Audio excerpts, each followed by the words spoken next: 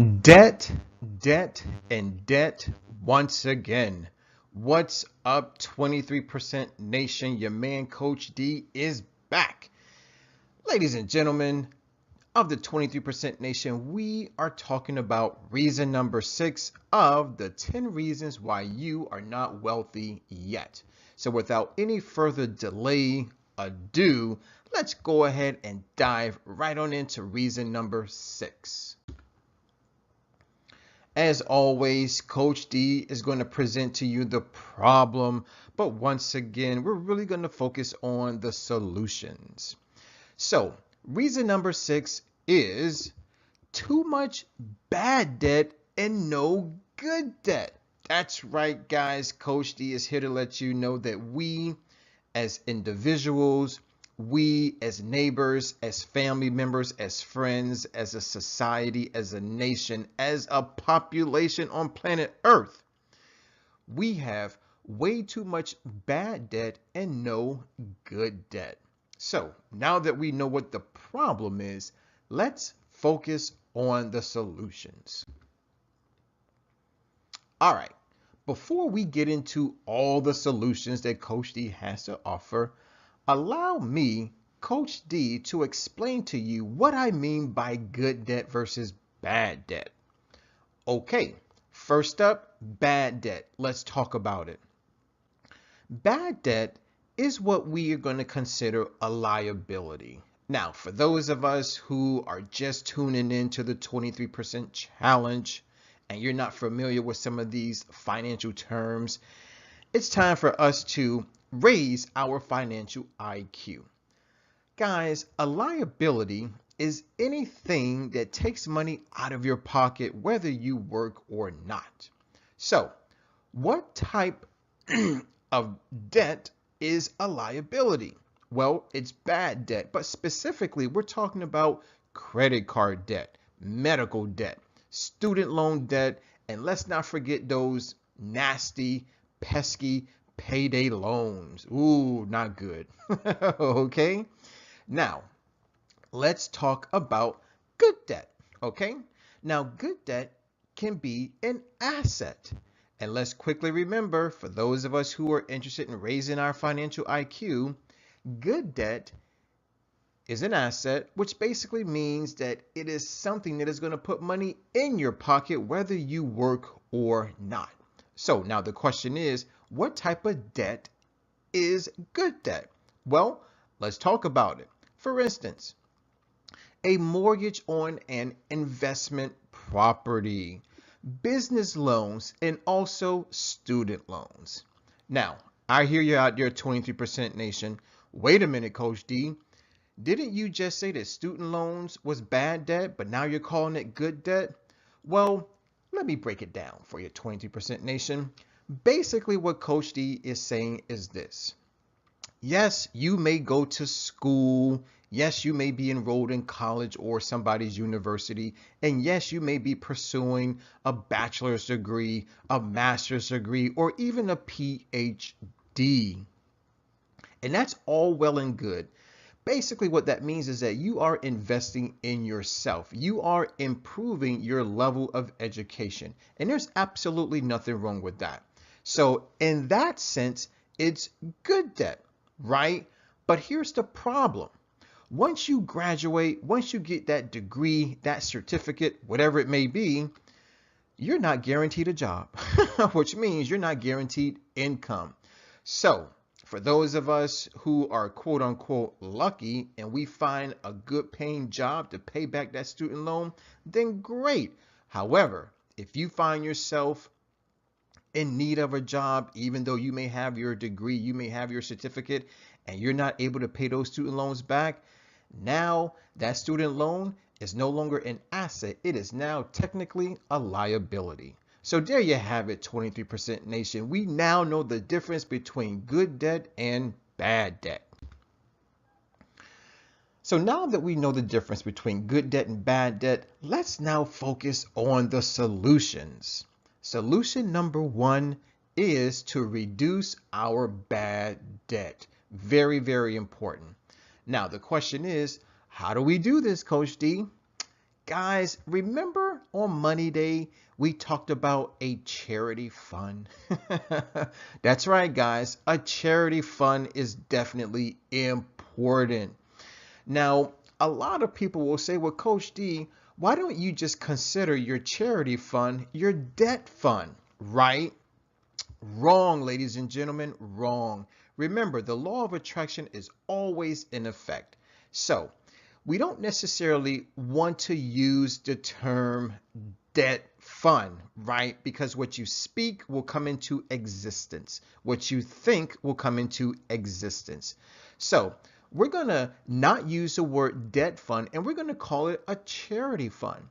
Let's remember something. The word charity simply means to give back. So why don't you become your own charity? See how that works out? Meaning your charity fund is going to allow you to save up money so that you can pay down your debts. Get it? Got it? Perfect. So here's a new 3-word mantra. Save to spend. Once again, hashtag it. Hashtag save to spend. What are we saving for? We're saving to pay off old bad debt. Okay? Also, in order to reduce bad debt, ladies and gentlemen, Coach D wants to recommend that you check your credit report regularly. Why is that important? Because your credit report will give you an itemized list of all the collection accounts that are under your name. Okay? So check your credit score at your earliest convenience. Look under collection accounts, see how many there are, and then start saving up money to repay those debts. Remember, guys, we're talking about past due bills, bills that are in collections, accounts that are closed, right? So guys, there you have it. Solution number 1, reduce your bad debt. Solution number 2, increase good debt. Very, very important. Now, once again, we're going to use a new 3-word mantra, which happens to be save to invest. Hashtag it. Save to invest, right? So how do we do that? It's easy. Very quickly, let's remember the active capital fund.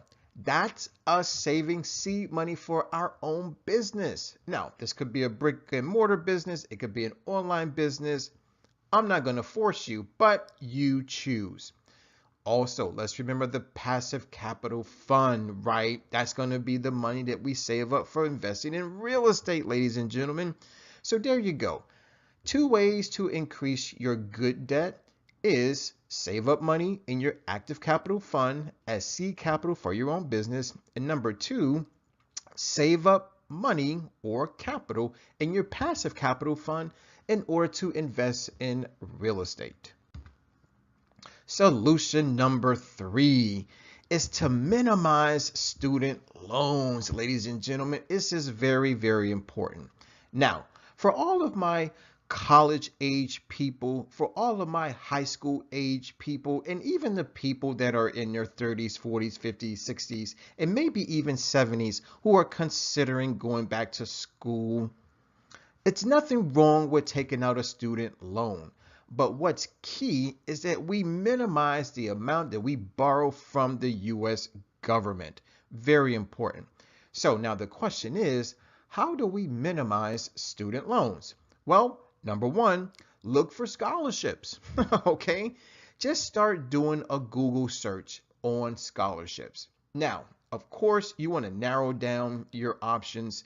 So you may want to put in your ethnicity. You may want to enter in your sex. You may want to enter in something that is very, very special about you. So maybe they have scholarships out there for your particular major. Maybe they have scholarships out there for your particular male or female, Latin, black, white, Asian, African. Okay, it really doesn't matter, but be very, very specific. That way you're more likely to get the scholarship. Also, look for grants. There's nothing wrong with going with a grant, okay? We're looking for ways to minimize student loans. And never ever forget, it's very important that we open up an education fund, which is one of the funds that Coach D recommends you open during the 23% challenge, specifically on Money Day. Now, here is a little bit of daunting information when it comes to student loans. Guys, are you aware that the average student loan repayment is anywhere from $250 to $300 per month? That's right, guys. Coach D said it. The average monthly student loan repayment amount is $250 to $300 per month. So now the question is, can you honestly afford a bill like that? Chances are you cannot, especially if you have a family and kids. Okay? So please, let's minimize student loan debt by looking for scholarships, looking for grants, and setting up and actively contributing to your education fund. Solution number 4 is a car fund. Right, now we've talked about the car fund before, okay?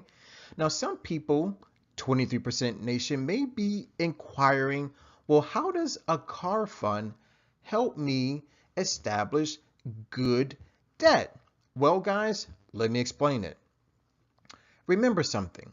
For all of us who want to drive a new car or a used car, it's very important that we have the necessary funds to put down towards the car, which will allow us not to have very high monthly payments. All right. So in order to do that, you need to walk into the dealership with no less than 20% of the asking price of the vehicle. Now, by putting down 20% of the vehicle, that basically means you will not be upside down on that car. Now, some of you may be wondering, what in the world does it mean to be upside down on a car? Well, very quickly, when it comes to owning a car, there are always two amounts that you need to be concerned with. Number one is the principal balance, and number two is the value of the car. So if you are upside down on your car, all that simply means, and it is rather unfortunate, but what that means is that the principal of the car is more than the value of the car. That's what it means when you're upside down. So we don't want to be in that position. Now, in order to not be in that position, you definitely want to put down no less than 20% of the asking price of the car. And by putting down at least 20% of the asking price of the car, that will allow your monthly payments to be no more than 15% of your monthly income, which once again is very important, especially for those of us who enjoy living on a budget. Okay, so there you have it, guys. Let's go out Money Day, open up the car fund, no less than 20%, which will then allow your monthly payments to be no more than 15% of your monthly take-home pay. Solution number 5, right, is to reduce credit card use. Now, yes, it is very important that we reduce our credit card debt, which, as stated earlier, is bad debt. But guys, there's no use in lowering the credit card debt if you don't reduce your credit card usage. See how that works out? So, allow me, Coach D, to offer just a few tips as to how we can reduce our credit card usage. Number 1, either stop or reduce your spending on clothes. Also, vacations, I know you love them. You need one, you want one. Lord knows I haven't been on one in a long time.